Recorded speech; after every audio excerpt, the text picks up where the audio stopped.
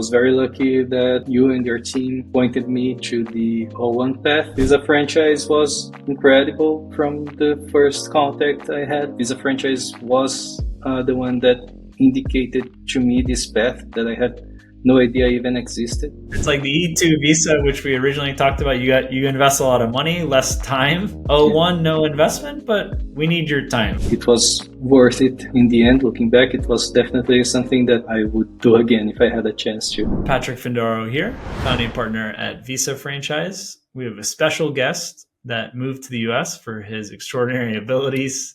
We have Rodrigo Fontes from São Paulo, Brazil, now sitting in Austin, Texas. Rodrigo, thanks for joining today. Hey, nice to be here.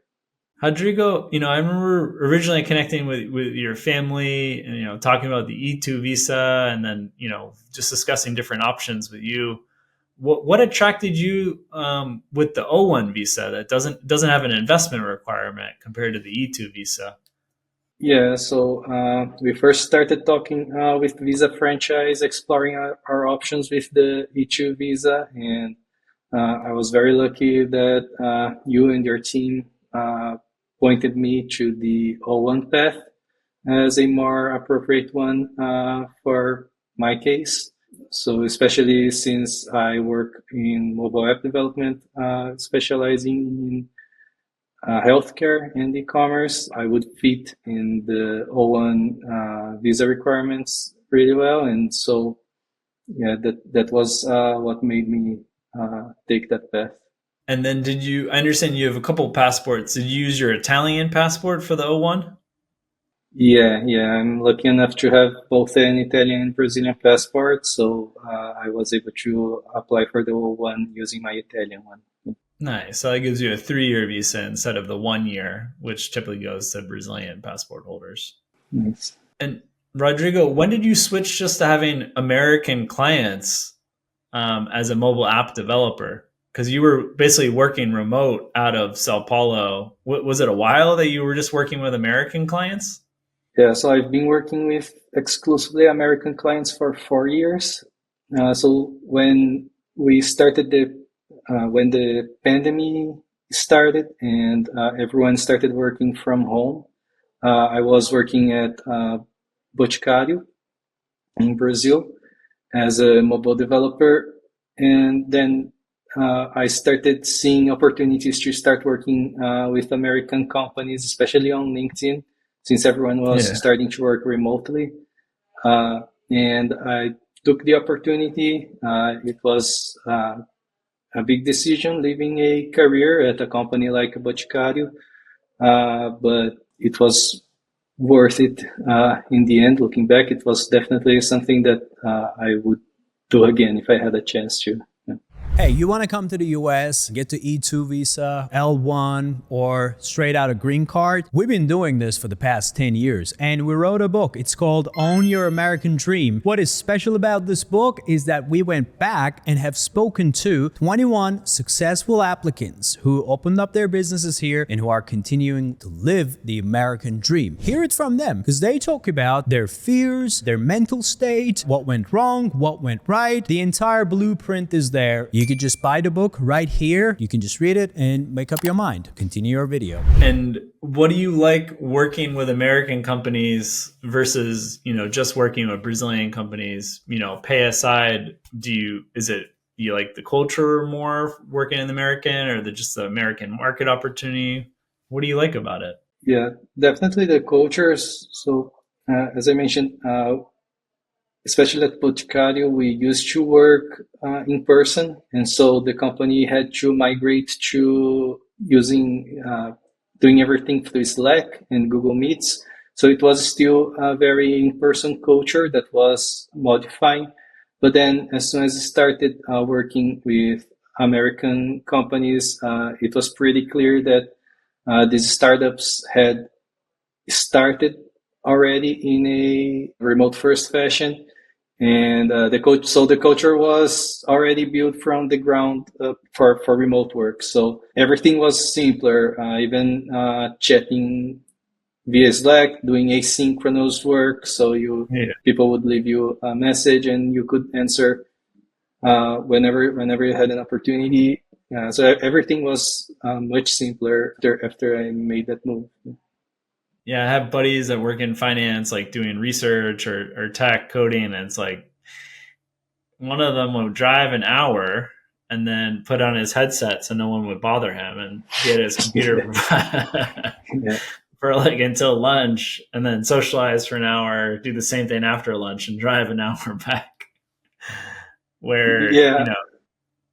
was it that kind of your life in Sao Paulo?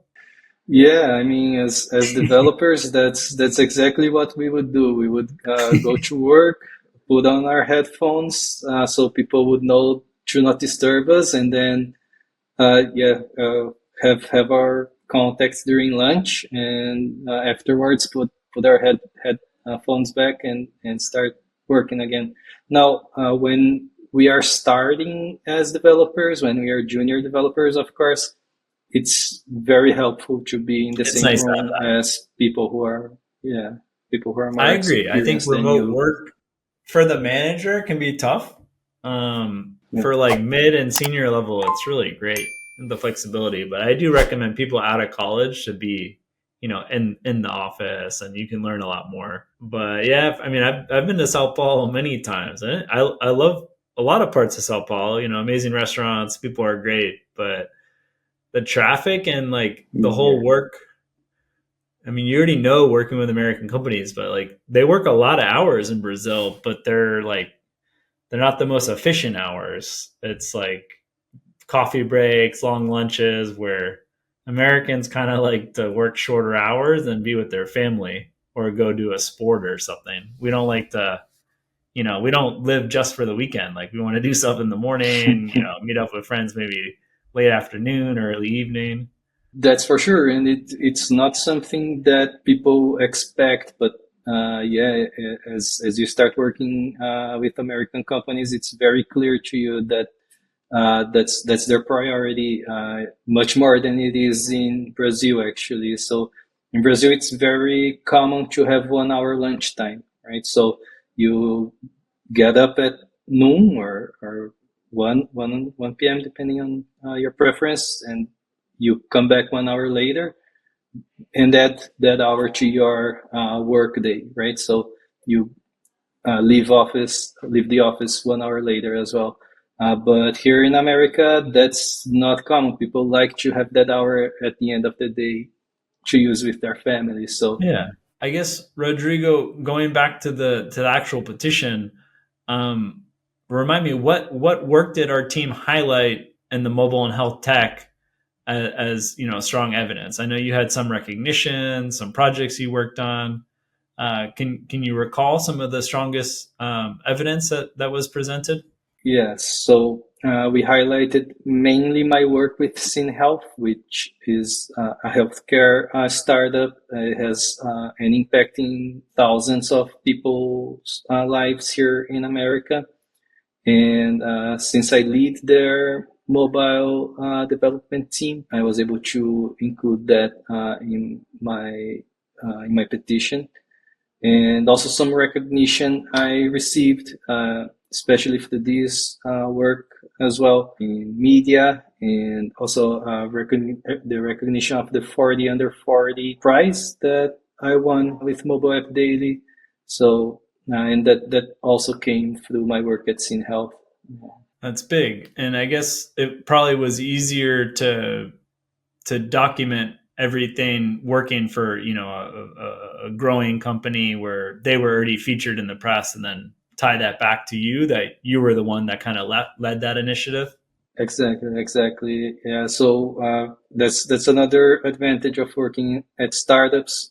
Every time I needed a letter explaining my involvement or screenshots or any kind of proof, I could just reach out to the CTO, and he would be more than glad to help me without needing to consult with any other part of the company or Get it judiciary or done. anything like that. Yeah, just get it done. Exactly.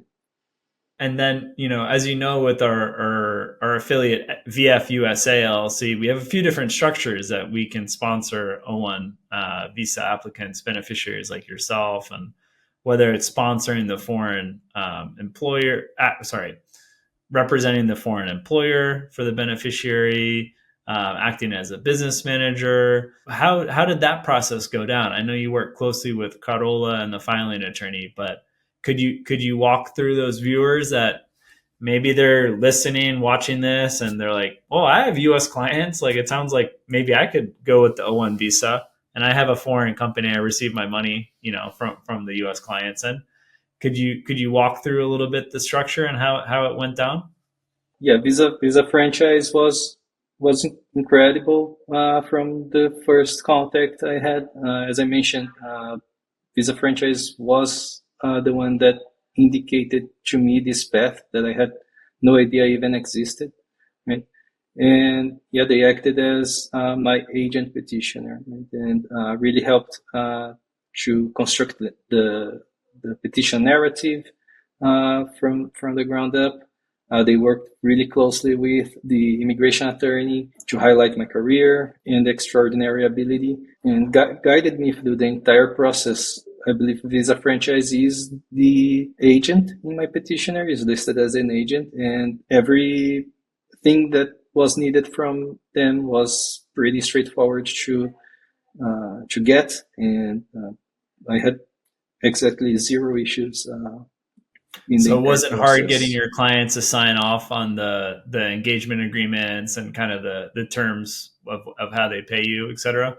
Yeah, so I'm lucky enough that I have a really close relationship with my clients. So it was simple enough. And then when I faced issues, Visa franchise was there to fill the gaps that did appear. And Rodrigo, tell me, how long did the process take in terms of preparing the evidence and documenting the evidence and then getting ready to file?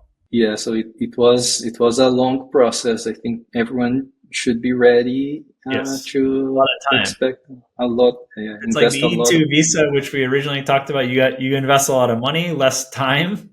O-1, no investment, but we need your time. A lot, yeah, a lot of time. So it was about 9 months from the moment we started talking until we had a petition ready to submit to USCIS.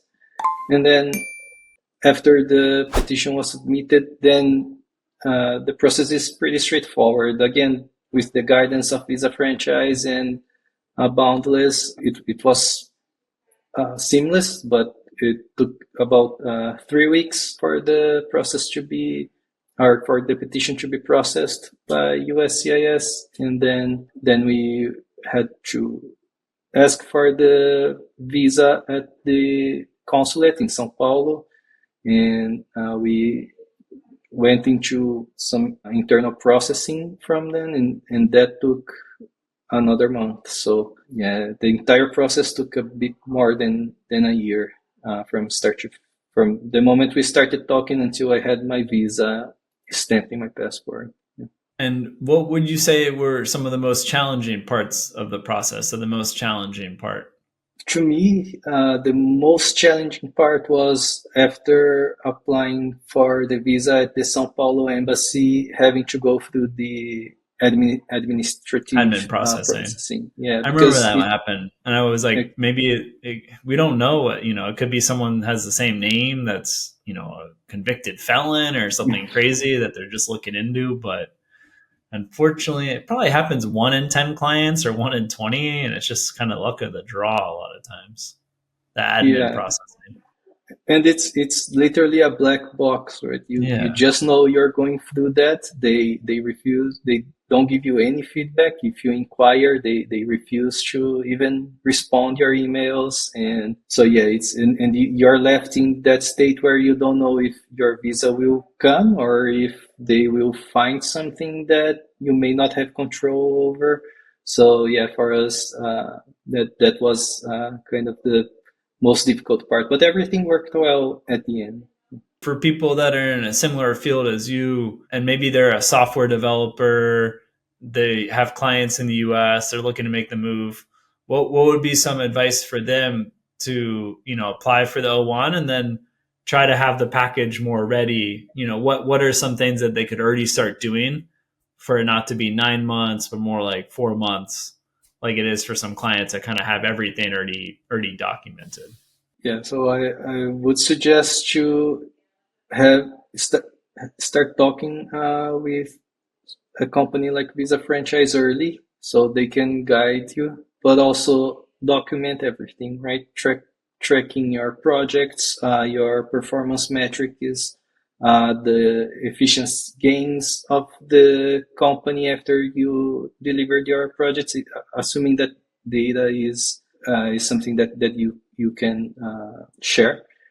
Media mentions, awards, if you assume a leadership role as well, make sure that everything is documented, how you got into that role and what were the performance metrics that took them made them take that decision. And just document everything, make sure everything is organized, and that will definitely help so you can have a shorter process. And now that you're on the ground in the US, is there anything that you're going to incorporate differently than doing everything remote in Brazil? Are you going to be meeting with clients more, going to conferences, meetups? What's kind of what do you see as like kind of your career plan over the next year and beyond? Definitely getting to have a more close relationship with my clients. That would be my main objective. That I believe will bring me a lot more opportunities. Just being able to shake hands and look people in the eye when I am sharing updates of a project.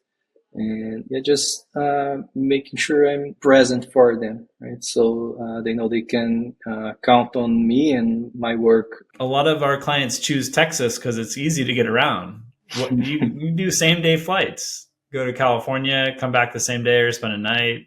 Go to the East Coast, and you meet the client and come back home. Go back to your wife. You don't have to be on the road for numerous days. Exactly. And if you're coming from a hot country like I am, the weather here is also very agreeable to us. So it's nice, Austin. And then it's a nice local ecosystem too. I mean, I guess San Fran, Boston, Austin, New York a bit. Those are kind of the hotbeds, right? Exactly. And you can see where they're testing autonomous vehicles. It's Austin and San Francisco. Oh, yeah. So, Austin is definitely on the tech scene. No, I spent a lot of time, in South America, Europe, and you go to these U.S. cities and the robotics, autonomous vehicles, everything's just in the future. Yeah, exactly.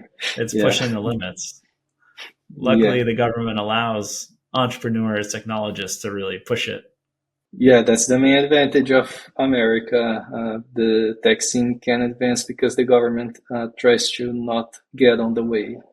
Exactly. Opening up doors, not just creating barriers. Exactly. Yeah. Well, Rodrigo, thanks so much for sharing your story about moving to the U.S., the type of work that you do, your O-1 visa journey. Really appreciate your time today. Thanks, Patrick. Really appreciate it.